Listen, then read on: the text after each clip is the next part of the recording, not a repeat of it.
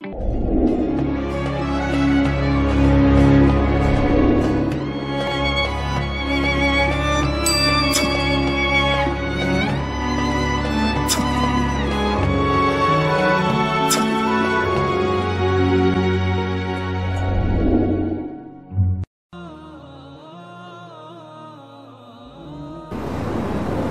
کبھی تفصیل میں اس قصے کو نہیں سنا سکا کہ میرے جذبات میرے اوپر غالب آ جاتے ہیں، میرے الفاظ بکھر جاتے ہیں، ٹوٹ جاتے ہیں، میرا من ٹوٹ جاتا ہے۔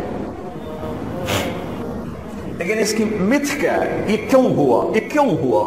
یہ اس لیے نہیں ہوا کہ 10 دن رو پیٹ کے تم چھٹی کرو، اس لیے نہیں ہوا۔ ایک سبق ہے، ایک پیغام ہے کہ اللہ کو راضی کرنے کے لیے اتنی بازی لگانی پڑے تو لگاؤ، کم نہیں بڑھ گئی۔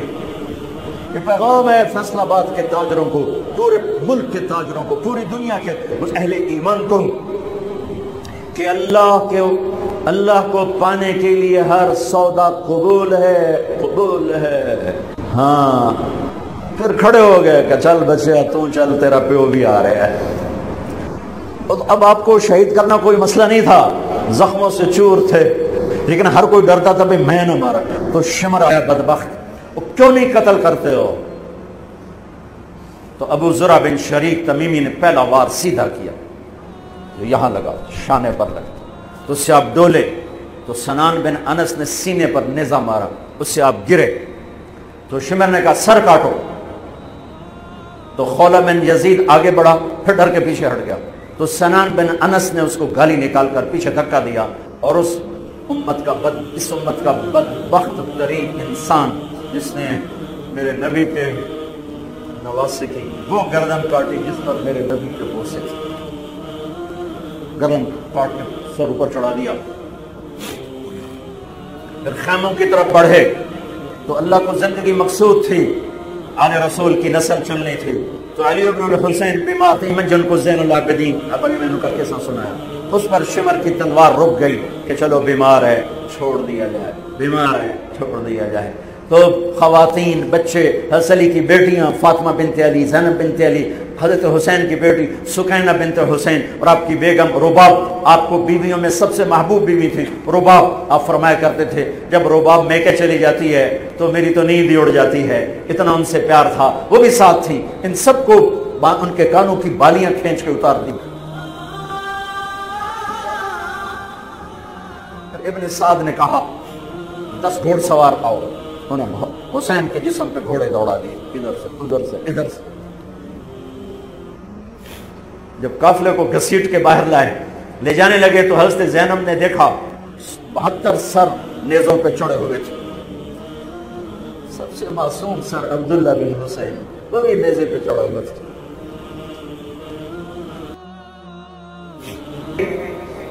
اس کے بدن کے ٹکڑے ٹکڑے ہو گئے۔ آج اس کا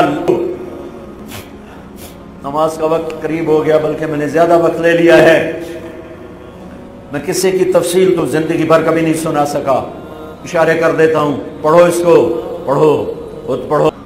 میرے بھائیو، میں بہت دہراتا ہوں اس بات کو، جس فرد میں، جس قوم میں، جس دیس میں، جس خاندان میں، جس معاشرے میں ظلم ہوگا، جھوٹ ہوگا، دھوکہ ہوگا، وہ تباہ ہو جائیں گے، چاہے مسلمان ہیں چاہے کافر ہیں۔ جس دیس میں، جس قوم میں، جس ملک میں، جس معاشرے میں، جس فرد میں سچائی ہوگی، انصاف ہوگا، دیانتداری ہوگی، اللہ ان کی حفاظت کرے گا، عزت دے گا، چاہے مسلمان ہیں چاہے کافر ہیں۔ دنیا کی عزت ضرور ملے گی، کفر کے ساتھ ملے گی، کہ سچائی، دیانتداری، عدل و انصاف پر اللہ سایہ کر دیتا ہے، چاہے کفر ہے چاہے اسلام ہے، موت تک۔ کافر ہے تو موت تک، موت کے بعد ایمان کا فیصلہ ہے، لیکن اگر ایمان ہے تو یہ جہان بھی بن گیا، وہ جہان بھی بن گیا۔ یہی فیصل آباد کی بات ہے۔ میں صبح نکلا، سیر کر کے واپس آ رہا تھا، مجھے دور سے ایک ریڑھی والا نظر آیا، سفید داڑھی پگڑی، تو مجھے بڑا اچھا لگا کہ عام طور پہ ریڑھی والوں کا یہ حلیہ نہیں ہوتا ہے، تو لہٰذا دور سے میری نظروں میں جچ گیا۔ جب میں قریب سے گزرا تو میں نے پھر اس کو ایسے دیکھا، تو میں نے دیکھا وہ رو رہا تھا، ایسے خاموش آنسو، ساز خاموش ہیں فریاد سے معمور ہیں ہم، اور ایک ہاتھ ریڑھی پر تھا، ایک ہاتھ پیٹی پر تھا، جو کوئی پیٹی لایا تھا، اور ایسے رو رہا تھا، ایسے رو رہا تھا۔ تو میں رک گیا، میں نے کہا بزرگو خیریت تو ہے، آپ کیوں رو رہے ہیں؟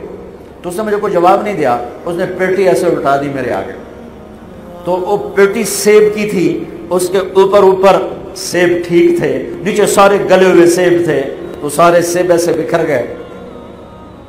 یہ پیٹی میں سیب بھرنے والا نہ تو وکیل ہے، نہ تو ڈاکٹر ہے، نہ تو بھوانے بازار کا تاجر ہے، نہ وہ سیشن کورٹ کا جج ہے، نہ وہ کوئی ڈی سی او ہے، نہ وہ کوئی تحصیلدار ہے، وہ مزدور ہے، غریب آدمی ہے۔ غریب کا ظلم بتا رہا ہوں۔ تو جب سیب بکھرے تو میں اس کو دیکھوں، سیبوں کو دیکھوں، مجھ سے کہنے لگا، کوئی اردو سپیکنگ تھا، پنجابی نہیں تھا، اردو سے کہنے لگا، بیٹا میں بہت غریب، اس کی بہت، اور جب اس نے زور ڈالا نا، میں بہت غریب، انہیں سے لگا مجھے کسی نے چھری سے میرا کلیجہ چیر کے رکھا، میرے آنسو نکل پڑے، میں اب رو رہا ہوں۔ اس واقعے کو 30 سال گزر چکے۔ بیٹا میں بہت غریب ہوں، صبح منڈی جاتا ہوں، ایک پیٹی لاتا ہوں، شام تک بک جاتی ہے، بچوں کے لیے تازہ آٹا لے کے جاتا ہوں، آج کسی نے میرے بچوں کی روٹی مجھ سے چھین، آج کسی نے میرے بچوں کی روٹی مجھ سے چھین۔ اسی سیب کی پیٹی کو اب اوپر تک لے جاؤ کہ لوگ جانوں سے کھیل رہے ہیں، اپنی عزت اقتدار جھوٹی عزتوں کے لیے عزتوں سے کھیل رہے ہیں، جانوں سے کھیل رہے ہیں، حقوق سے کھیل رہے ہیں۔ یہاں ایسے ضمیر بکتے ہیں جیسے بھیڑ بکریاں بکتے، یہاں ایسے زبان کے بول بکتے، اے نہیں کسائیاں کول جاؤ تو سری دے وے زبان بھی آیا تو سر بھی آیا، یہاں ایسے دماغ بکتے ہیں جیسے بکرے کی سری بکتی ہے، ایسی زبانیں بکتی ہیں جیسے بکرے کی زبان بکتی ہے، ایسے ضمیر کے سودے ہوتے ہیں جیسے بھیڑ بکریوں کے سودے ہوتے ہیں۔ اور میری جیب خالی تھی، میرے پاس کچھ بھی نہیں تھا، میں تو ایسے صبح نکلا تھا، مجھے اتنا صدمہ ہو کہ ہائے کوئی میری جیب اتنے پیسے تو ہوں دیتے، بابے دی پیٹی جو کے پیسے تو انہوں نے دے ہی دینا۔ آج تک مجھے یہ دکھ رلاتا ہے۔ پھیلا دو سارے پنجاب سے، وہ کراچی سے لے کر خپلو تک، گلگت تک، سب کچھ یہی ہو رہا ہے۔ روتے ہیں حسین کو، کھڑے ہوئے ہیں یزید کے ساتھ، روتے ہیں آل رسول کو، کھڑے ہوئے ہیں شمر کے ساتھ، ابن زیاد کے ساتھ۔ ان مگر مچھ کے آنسوں کی میرے رب کی بارگاہ میں کیا قیمت ہے؟ میرا معاشرہ ظلم و ستم میں ڈوب چکا ہے۔ کہتے کہتے کہتے کہتے عمر بیت گئی۔ بھائیو جتنے بیٹھے ہو اتنے تو توبہ کریں ہم کہ آؤ بھائی آج ہم اپنے اللہ کو راضی کرنا، اپنی زندگی کی منزل بنائیں، اپنی زندگی کا مقصد بنائیں۔ ظلم سے نکلو، جھوٹ سے نکلو، بہتان سے نکلو، رشوت سے نکلو، حرام سے نکلو، شراب سے نکلو، زنا سے نکلو، بدکاری سے نکلو، فحاشی سے نکلو، جوئے سے نکلو، جھوٹے مقدموں سے نکلو، جھوٹی گواہیوں سے نکلو۔ قتیبہ بن بکار کی مجلس میں آواز سنتا تھا، 18 برس آتا رہا، 18 برس، اور ہر سال 1000 دینار، 1000 دینار ان کو گفٹ کرتا تھا، 1000 دینار، کوئی 10 کروڑ روپیہ بنتا ہے، 1000 دینار۔ 18 سال کے بعد ایک فتوے پہ دستخط مانگے کہ یہاں سائن کر دیں، فتویٰ غلط تھا، انہوں نے کہا مولوی نو 18,000 دینار دیتے کیوں نہیں کرے گا؟ انہوں نے فرمایا یہ تو شرم اور ایک جھوٹ نہیں بولنا، سچ بولنا ہے، ٹھیک ہے، کسی کو دھوکہ نہیں دینا، دیانتداری سے کام کرنا ہے، یہ چند کام کرنے کے کام بن جائے گا۔